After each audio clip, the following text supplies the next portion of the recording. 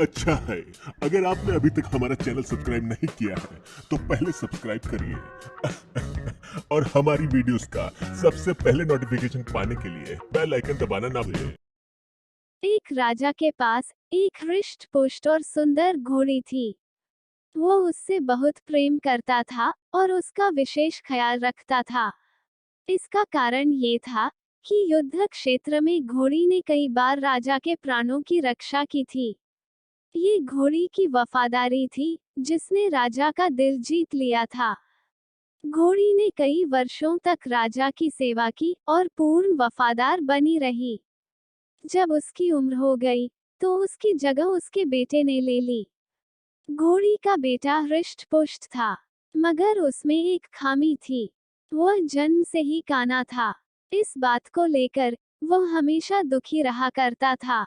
एक बार उसने घोड़ी से पूछा, माँ, मैं काना क्यों जन्मा?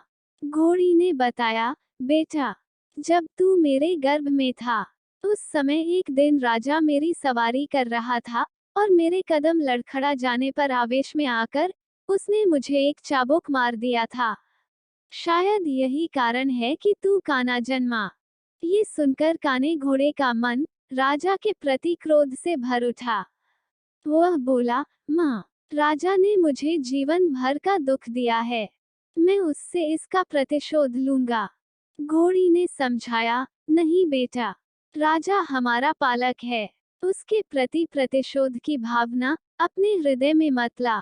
क्षणिक आवेग में उसे क्रोध आ गया और वह स्वयं पर नियंत्रण नहीं रख पाया। इसका अर्थ ये कतई नहीं कि वह हमसे प्रेम नहीं करता। तू प्रतिशोध लेने का विचार अपने हृदय से निकाल दे। माँ के समझाने पर भी काने घोड़े का क्रोध शांत नहीं हुआ। वह राजा से प्रतिशोध लेने का अवसर ढूंढने लगा। बहुत जल्द उसे यह अवसर मिल भी गया। राजा युद्ध के मैदान में काने घोड़े पर सवार था। उसके और उसके पड़ोसी राज्य के राजा के बीच घमासान युद्ध छिड़ा हुआ था।